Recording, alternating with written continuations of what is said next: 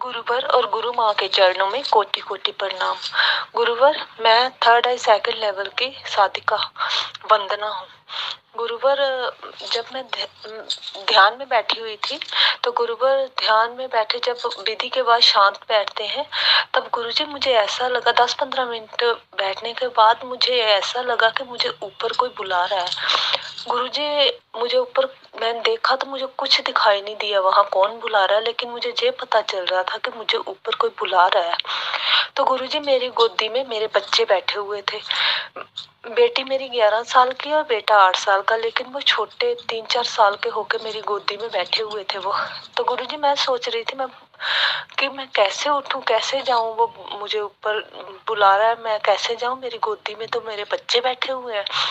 तो गुरुजी फिर एकदम से मुझे ख्याल आया, एकदम से ध्यान में बैठे बैठे ही एकदम से इस अनुभव के बीच में ही मुझे ऐसे ख्याल आया कि वो मैं तो मोह में फंस रही हूँ।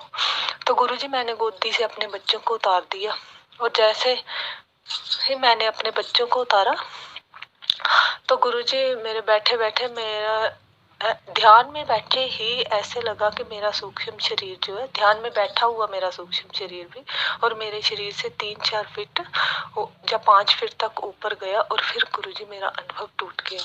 हे गुरुवर, ऐसा भी कोई अनुभव होता है, जैसे ध्यान में नींद जैसा, सपने जैसा अनुभव। और गुरुजी अगर होता है ऐसा अनुभव तो गुरुजी कृपया मार्गदर्शन कीजिए, ये क्या था इस अनुभव का क्या मतलब है। प्रणाम गुरुवर। प्रणाम आपको।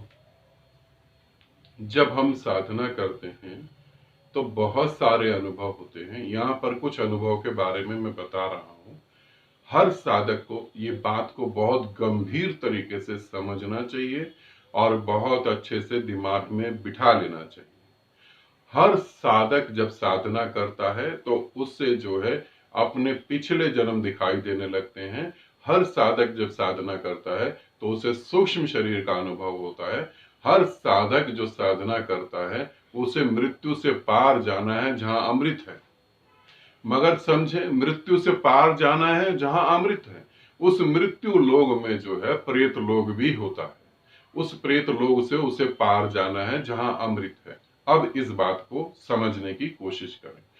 साधना करते वक्त आपको कोई आवाज सुनाई दे, कोई आपको पुकारे, कोई ये कहे कि मैं आ गया हूं, मैं परमात्मा हूं, कोई ये कहे कि मैं शिव हूं, मैं तुम्हारे सामने खड़ा हूं, कोई कहे कि मैं देवी हूं, तुम्हारे सामने खड़ी हूं। तुम साधना के आसन पे जहां बैठे हो वहीं बैठे रहना, कोई भी एक्टिविटी नहीं करना। ज्यादा हो, भाव हो, प्रेम का प्रणाम करना और साधना में डूब जाना, क्योंकि तुम नहीं जानते। और परमात्मा कभी भी इस आवाज में तुम्हें आकर नहीं कहेगा कि मैं परमात्मा हूं। कभी भी शिव तुम्हें शिव रूप में, इस रूप में तुम्हें नहीं दिखेंगे और कहेंगे कि मैं शिव हूं। इसे ध्यान रखना। ये सारा माया जाल है, ये सारा माया है, सारा तुम्हें भ्रमित करने के लिए। तुम्हारी साधना पूरी तरह से डिस्टर्ब हो जाएगी और ये कहीं से और तुम्हें भ्रमित नहीं कर रहा, तुम्हें कोई और भ्रम में नहीं डाल रहा है, तुम्हारा मन ही। क्योंकि जब तुम मृत्यु के पार भी जाकर जीवित महसूस करते हो तो तुम्हारा मन मर जाता है और मन कभी भी मरना नहीं चाहता।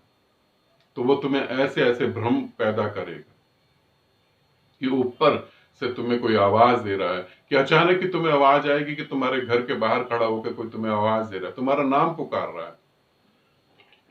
तुम्हें ऐसा महसूस होने लगेगा कि तुम किसी के सर पे हाथ रख दोगे तो उसका कल्याण हो जाएगा, और हो भी जाएगा। ऐसा नहीं कि लगेगा ही, सिर्फ हो भी जाएगा। मगर अलर्ट रहना, बिल्कुल सावधान। ऐसी स्थिति में बिल्कुल सावधान रहना। साधना में डूबते रहना, चुपचाप चुपचाप साधना में डूबते। गलती से भी ऐसी कोई मिस्टेक, ऐसी कोई गलती नहीं कर देना कि तुम इन चीजों को रिप्लाई करने लगो। इन चीजों को रिप्लाई करने लगो और इन चीजों के रिप्लाई के चक्कर में जो फिर ये चीजें आगे बढ़ेंगी। अभी तो तुम्हें ऐसा लग रहा है कोई ऊपर खींच रहा है, कोई ऊपर बुला रहा है। धीरे धीरे तुम्हें ऊपर दिखाई देगा, देवी देवता खड़े हैं और तुम्हारा स्वागत करने के लिए तुम्हें ऊपर बुला रहे हैं। बहुत सारी चीजें घटित होने लगेंगी। तो ध्यान रखना, कोई आंसर नहीं करना।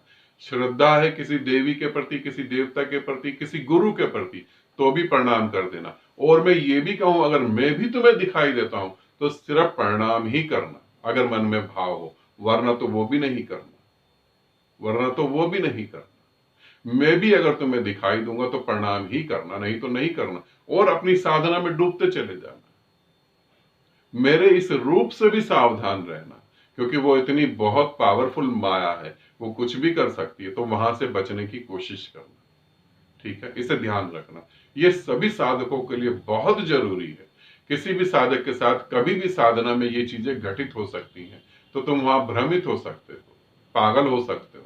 तो इसीलिए साधना में ऐसी घटना घटे तो समझ जाना मैंने तुम्हें बताया है। प्रणाम, बस प्रणाम भी इशारे में, बस यूं करके यूं कर दिया, बात खत्म। शब्दों में भी प्रणाम नहीं करना, कोई भी एक्टिविटी नहीं करना, और अगर भाव नहीं तो प्रणाम भी मत करना, छोड़ देना। ठीक है, आनंदित रहो, सदा खुश रहो। बहुत बहुत प्रेम आप सभी को।